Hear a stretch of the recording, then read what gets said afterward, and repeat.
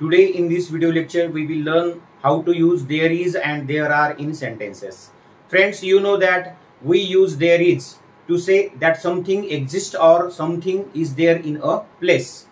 There is used with singular countable nouns and also used with uncountable singular nouns. मित्रांनो, there is चा वापर हा काहीतरी अस्तित्वात आहे, काही तो त्या ठिकाणी आहे अशा अर्थाने आपण वाक्यामध्ये there is चा वापर करत असतो. आणि काउंटेबल आहेत म्हणजे ज्यांना आपण संख्येमध्ये 1 2 3 असं मोजू शकतो अशा नावांसोबत आपण there is चा वापर करायचा असतो. त्यासोबतच काही अनकाउंटेबल नाउन्स सुद्धा आपण त्याच्यासोबत सुद्धा there चा वापर करत असतो.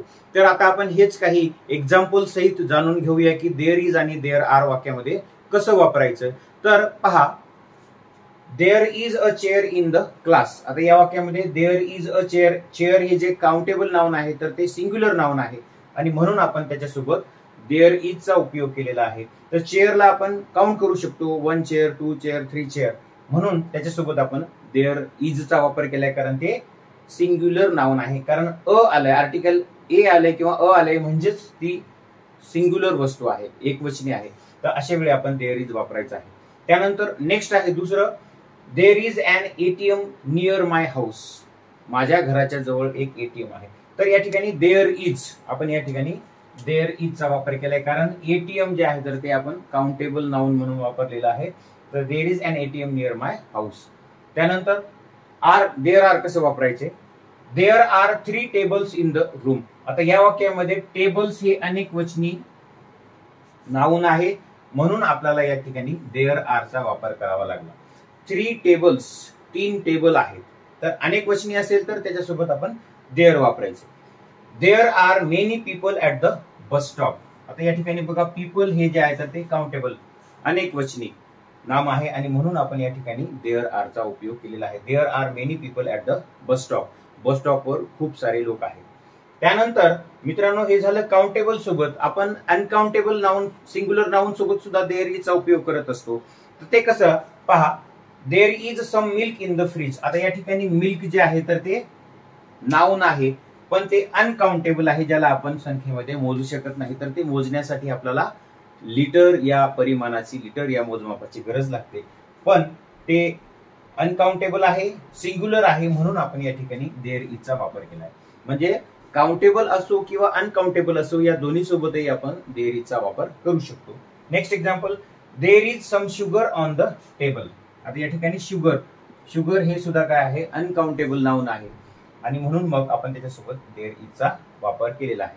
मित्रांनो, ह्यासोबतच असे काही नाउन असतात की जे सिंग्युलर आणि प्लुरल एकच असतात.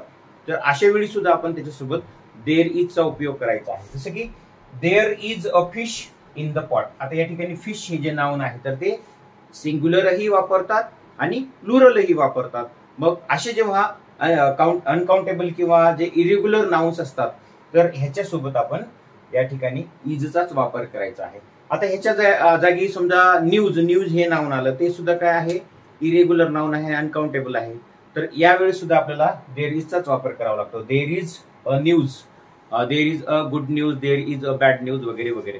तर मित्रांनो, असे जे काउंटेबल आणि अनकाउंटेबल नाउन्स असतात त्यांच्यासोबत आपण देअरचा उपयोग करायचा असतो. आणि देअरच्या सोबत टू बीचं जे रूप आहे, इज वापरायचे का आर वापरायचं, ते कशावरून ठरवायचं, तर त्याच्या समोर येणारं जे नाउन आहे तर ते सिंग्युलर आहे का प्लुरल आहे यावरून आपण देअर इज किंवा देअर आर वापरायचं असते. आणि मग हेच निगेटिव्ह सेंटेन्स या बाबतीत सुद्धा असंच करायचं आहे की जेव्हा आपण एखादं वाक्य निगेटिव्ह करत असतो तर त्याच्यासोबत आपण नॉट हे ऍडव्हर्ब वापरत असतो. जसं की समजा आता there is a chair in the class, तर याला निगेटिव्ह करायचं झालं तर there is not a chair in the class किंवा there isn't a chair in the class असंही वापरता येते. किंवा या देअर इज कॉन्ट्रॅक्टेड फॉर्म आपल्याला देअर्स असं वापरता येते. हे असं आपण त्याचं संक्षिप्त रूप सुद्धा वाक्यामध्ये वापरू शकतो. तर आणि जेव्हा प्रश्नार्थक वाक्य असतात तर प्रश्नार्थक वाक्यामध्ये सुद्धा देअर इज ची रचना असते. अशा वेळी आपल्याला टू बीचं रूप आहे तर ते वाक्याच्या सुरुवातीला घ्यावं लागतं. जसं की आता हे आहे, there are 3 tables in the classroom. तर याला आपण जर प्रश्नार्थक वाक्य तयार केलं तर how many tables are there in the classroom. Classroom मध्ये किती टेबल आहे, तर हे प्रश्नार्थक वाक्य आहे. किंवा is there any student in the class, वर्गात एखादा विद्यार्थी आहे का, तर त्याच्यामध्ये टू बीचं जे रूप आहे तर ते सुरुवातीला घ्यायचं आणि त्याच्यानंतर देअर घ्यायचे. हे झालं प्रश्नार्थक वाक्याच्या बाबतीत. मित्रांनो, निश्चितच तुम्हाला ह्या गोष्टी समजल्या असतील की देअर इजचा वापर कसा करायचा आणि देअर आरचा वापर कसा करायचा आणि काउंटेबल, अनकाउंटेबल किंवा इरेग्युलर जे नाउन असतात तर ह्यांच्यासोबत आपण देअरचा वापर कसा करायचा हे निश्चितच समजलं असेल. आता मी तुम्हाला काही एक 4-5 एक्झाम्पल्स देतो, तर त्या जागी काय येईल ते तुम्ही निश्चितच कॉमेंट करून सांगा की या वाक्यामध्ये हे येईल. तर ते काही वाक्य आहेत की ज्या वाक्यामध्ये आपल्याला देअर इज येईल का देअर आर येईल हे पाहायचं आहे आणि ती सोडून पाहायची आहे. त्यातलं पहिलं वाक्य आहे dash dash 2 cafes in the shopping mall. Next आहे dash dash a very big park in my village. Third sentence dash dash no schools in my neighbourhood. Fourth dash dash in the classroom. आणि next आहे dash dash a team of experts. तर ह्याप्रमाणे हे वाक्य आहेत. या वाक्यामध्ये there is वापरायचं का देअर आर वापरायचं हे तुम्ही सोडून पहा आणि जर तुम्हाला इच्छा असेल तर तुम्ही कॉमेंटमध्ये नोंदवा. मी त्याचं योग्य किंवा अयोग्य हे सांगेल. पुन्हा आपण भेटणारच आहोत एका नवीन विषयासह. तोपर्यंत keep learning, keep growing. Thank you.